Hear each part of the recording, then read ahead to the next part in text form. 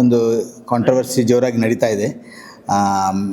ದೈವ ಏನು ಪಂಜುರ್ಲಿ ದೈವ ಅದು ಆ್ಯಕ್ಟ್ ಮಾಡೋರು ಲೈಕ್ ದೈವ ನರ್ತಕ ಆ ಥರ ರಿಷಬ್ ಶೆಟ್ಟಿಯವರ ಮೇಲೆ ಮಡಿಲಲ್ಲಿ ಮಲ್ಕೊಂಡ್ರು ಆ ಥರ ಅಲ್ಲ. ಅದರ ಬಗ್ಗೆ ಆ ಕಾಂಟ್ರವರ್ಸಿ ನೋಡಿದಾಗ ಆಮೇಲೆ ನನ್ನ ಕೊರಗಜ್ಜ ಫಿಲ್ಮಿಗೂ ಆಗಿರುವಂತಹ ಒಂದು ಕೆಲವು ಕಮೆಂಟ್ಸ್ಗಳನ್ನು ನೋಡಿದಾಗ ಯಾವುದೋ ಒಂದು ರೀತಿ ಒಂದು ಹುನ್ನಾರ ನಡೀತಾ ಇದೆ ಅಂತ ನನಗೆ ಅನ್ನಿಸ್ತಾ ಇದೆ.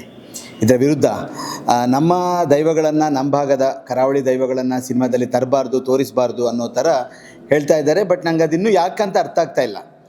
ದೈವ ಅಂತ ಆಗೋದು ಯಾವಾಗ? ಒಂದು ವ್ಯಕ್ತಿ ಜೀವಿತಾವಧಿ ಮುಗಿದ ಮೇಲೆ ಅವನು ಮೊದಲು ಮನುಷ್ಯನಾಗಿರ್ತಾನೆ. ನೀವು ರಾಮ ತಗೊಳ್ಳಿ, ಕೃಷ್ಣ ತಗೊಳ್ಳಿ, ಜೀಸಸ್ ಯೇಸು ತಗೊಳ್ಳಿ, ಯಾರನ್ನು ತಗೊಳ್ಳಿ, ಅವ್ರು ಫಸ್ಟ್ ಮನುಷ್ಯರಾಗಿರ್ತಾರೆ. ಅವ್ರು ಮನುಷ್ಯರಾಗಿದ್ದುಕೊಂಡು ಒಳ್ಳೆಯ ಕರ್ಮ, ಒಳ್ಳೆಯ ಕೆಲಸಗಳನ್ನು ಮಾಡಿದಾಗ ಆಟೋಮೆಟಿಕ್ಕಾಗಿ ಅವರಿಗೆ ದೈವತ್ವ ಬರುತ್ತೆ.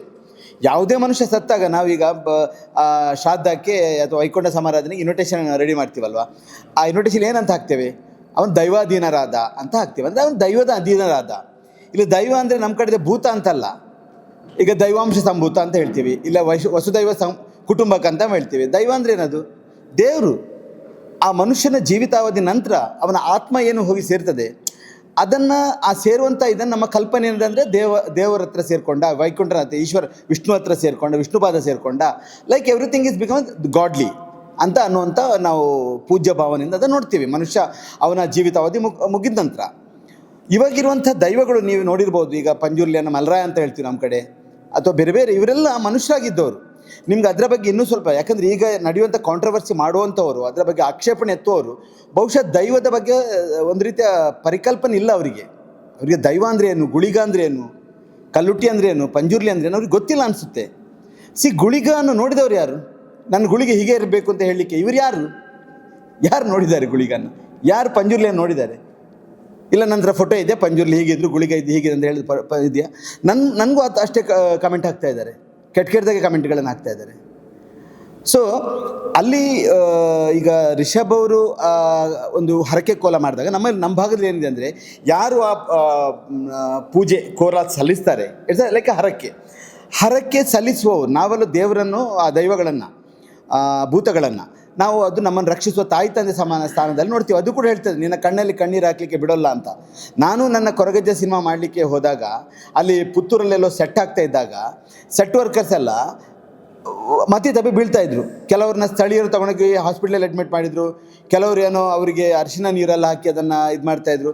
ಕೊನೆಗೆ ಅದನ್ನು ಯಾವುದೋ ಒಂದು ಆಸ್ಟ್ರಾಲಜರ್ ಹತ್ರ ಕೇಳಿದಾಗ ಅದು ನಾನು ಹಾಕ್ತಿರೋ ಸೆಟ್ ಅಂತೆ, ಅದು ಗುಳಿಗನ ಸವಾರಿರೋ ಜಾಗ, ಅದು ಕಾಡು. ಆ್ಯಕ್ಚುಲಿ ನಂಗೆ ಗೊತ್ತಿರಲಿಲ್ಲ, ನಾನು ಬಾಂಬೆಲಿದ್ದೆ, ನಮ್ಮವರು ಸೆಟ್ ಎರೆಕ್ಟ್ ಮಾಡ್ತಾಯಿದ್ರು. ಆಮೇಲೆ ಹೇಳಿದರು, ಇಲ್ಲ ಆಮೇಲೆ ಆಸ್ಟ್ರಾಲಜರ್ ಅದನ್ನೇ ಕಂಟಿನ್ಯೂ ಮಾಡಿ ಹೇಳಿದರು, ನಿಮ್ಮ ಮನೆಯಲ್ಲಿ ಕೂಡ ಗುಳಿಗ ಇದೆ ಅಂತ ಹೇಳಿದರು. ಬಟ್ ನಾನು ಬಾಂಬೆಲಿರೋದ್ರಿಂದ ಸುಮಾರು 14-15 ವರ್ಷದ ಆ ಕಡೆ ಹೋಗಿರಲಿಲ್ಲ. ನಾನು ನೋಡುವಾಗ ಮನೆ ಒಳಗಡೆ ಕೂಡ ದೈವಗಳಿತ್ತು. ಆಮೇಲೆ ನಾನು ಅದಕ್ಕೆ ಗುಡಿ ಕಟ್ಟಿ ಅದಕ್ಕೆ ಕೋಲ ಕೊಟ್ಟೆ, ಕಲ್ಲುಟ್ಟಿ, ಗುಳಿಗ, ಈಗ ಕೊರಗಜ್ಜ ಕೋಲ ಕೊಡ್ತಾ ಇದ್ದೇನೆ. ಅಲ್ಲಿ ಕೂಡ ಮೊದಲಿನ ವರ್ಷ ಕೋಲ ಕೊಟ್ಟಾಗ ಕಲ್ಲುಟ್ಟಿ ನನ್ನನ್ನು ಹಿಡ್ಕೊಂಡು ಹೇಳಿತು, ನಿನ್ನ ಕಣ್ಣಲ್ಲಿ ಕಣ್ಣೀರು ಹಾಕಲಿ ಬಿಡೋಲ್ಲ ಅಂತ. ಈಗ ಅದು ದೈವ ಆ ಥರ ಹೇಳಿದ, ಅದು ನಾಟಕ, ಅದು ರಿಷಬಿಗೆ ಪಾರ್ಶಾಲಿಟಿ ಮಾಡಿದೆ ಅಂತ ಹೇಳುವಾಗ ಈ ಕೋಲ ಸೇವೆ ಆಗಿದ್ರೆ ಸುಳ್ಳು ಅಂತಾಯ್ತಲ್ವಾ? ನಾವು ದೈವ ಕಟ್ಟುವವ್ರನ್ನ ಪ್ರಶ್ನೆ ಮಾಡಿದರೆ ಅದೇ ಸುಳ್ಳು ಅಂತಾಯಿತು.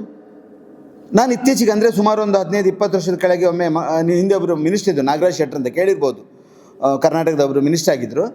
ಅವರು ಮಂಗಳೂರಿನಲ್ಲಿದ್ದೆ ವಿಜಯ್ ಜಾಗದಲ್ಲಿ ಕೋಲ ಆಗಿದಾಗ ದೈವ ಬಂದು ಅವ್ರನ್ನ ಅಪ್ಕೊಂಡದ್ದು ನಾನು ನೋಡಿದ್ದೇನೆ. ಸೊ ಇದು ನಾಟಕ ಅಂತ ಹೆಂಗೆ ಹೇಳ್ತೀರಾ ನೀವು? ದೈವ ಮಾಡುವಂಥ ಅಭಿನಯವನ್ನು ನಂಬಿಕೆ ಇಲ್ಲದ ಮೇಲೆ ನೀವು ಗೂಬೆ ಕೊರಿಸಿದ್ದಾರೆ, ಅದು ನಾಟಕ ಅಂತ ಹೇಳಿದರೆ ಆ ಭೂತಾರಾಧನೆ ಸುಳ್ಳು. ಹಾಗಾದರೆ ಡೋಂಟ್ ಕಮಿಟ್ ಲೈಕ್ ಅದನ್ನು ನಾವು ಸಿನಿಮಾದಲ್ಲಿ ತೋರಿಸ್ಬಾರ್ದು, ನಾಟಕದಲ್ಲಿ ತೋರಿಸ್ಬಾರ್ದು. ಅದನ್ನು ಬೇರೆ ಬೇರೆ ವಿಧವಾದ, ಈಗ ದೇವರನ್ನು ಯಾವ ರೀತಿ ಬೇಕಾದ್ರೆ ನಾವು ಆರಾಧನೆ ಮಾಡ್ಬೋದಲ್ಲ. ಒಬ್ಬರ ಅಲಂಕಾರ ಒಂದೊಂದು ರೀತಿ ಇರುತ್ತೆ. ಅಲ್ಲೆಲ್ಲೋ ಒಂದು ಕಡೆ ನಾವು ನೋಡ್ತೇವೆ ಆಂಜನೇಯ ಸ್ವಾಮಿಗೆ ಪೂರ್ತಿ ಕೇಸರಿ ಬಣ್ಣ ಹಚ್ಕೊಂಡು ಆರಾಧನೆ ಮಾಡ್ತಾರೆ. ಇನ್ನೊಂದೆಲ್ಲೋ ಕಡೆ ನೋಡ್ತೇವೆ ಆಂಜನೇಯ ಸ್ವಾಮಿ ಪೂರ್ತಿ ವೀಳ್ಯದೆಲೆ ಅಲಂಕಾರ ಮಾಡ್ತೀವಿ. ಇಟ್ ಡಿಪೆಂಡ್ಸ್, ಅವನು ಹೇಗೆ ಆರಾಧನೆ ಮಾಡಬೇಕು ಅಂತ ಅವನಿಗೆ ಗೊತ್ತು, ಅವನ ಭಕ್ತಿ, ಅವನ ಶ್ರದ್ಧೆ. ಅದನ್ನು ಯಾರು ನಾವು ಕೇಳಲಿಕ್ಕೆ ಹೀಗೆ ಮಾಡಬೇಡಪ್ಪ ಅಂತ? ಯಾಕೆ ದೈವಾರಾಧಕ ಅನ್ನೋ ದೈವ ನರ್ತಕ ರಿಷಬಿಗೆ ಪಾರ್ಶಾಲಿಟಿ ಮಾಡಿದರು? ಕಾಂತಾರ ಹಿಟ್ಟಾಯಿತು ಅದಕ್ಕೋಸ್ಕರ ಪಾರ್ಶಾಲಿಟಿ ಮಾಡ್ತಾರೆ? No. Cinema actually 95% risk business. It's not only business, highest risk ಇರುವಂಥ ಬಿಸ್ನೆಸ್. ಅಲ್ಲಿ ಯಾರೋ ಒಬ್ಬರು ಕೋಟ್ಯಾಂತರ ಬಂಡವಾಳ ಹೂಡಿರ್ತಾರೆ, ಅವರು ಏನೋ ನೂರಾರು ಹರಕೆಗಳನ್ನ ಹೊತ್ತಿರ್ತಾರೆ ನನ್ನ ಸಿನಿಮಾ ಯಶಸ್ಸಾಗಲಿ ಅಂತ. ಅಪ್ಪಿತಪ್ಪಿ ಯಶಸ್ಸಾದ ಸಿನಿಮಾಕ್ಕೆ ಅವನು ಮನಸ್ಸಿನ ಒಂದು ಮನಸ್ಸಾಕ್ಷಿ ಪ್ರಕಾರ ಹೋಗಿ ಕೋಲ ಕೊಡ್ತಾನೆ, ಹರಕೆ ಸಲ್ಲಿಸ್ತಾನೆ. ಆವಾಗ ದೈವ ಅಪ್ಕೊಳ್ಳುತ್ತೆ, ನಿನ್ನನ್ನು ಕಷ್ಟ ದಾರಿಯಿಂದ ಹೊರಗೆ ತರ್ತೀನಿ ಅಂತ ಹೇಳುತ್ತೆ. Don't commit such bad comment on ದೈವಾರಾಧನೆ or Rishab Shetty. Don't do that. ದೈವಾರಾಧನೆ ಅದೊಂದು ಪೂಜ್ಯನೀಯ ಭಾವದಿಂದ ನೋಡಿ.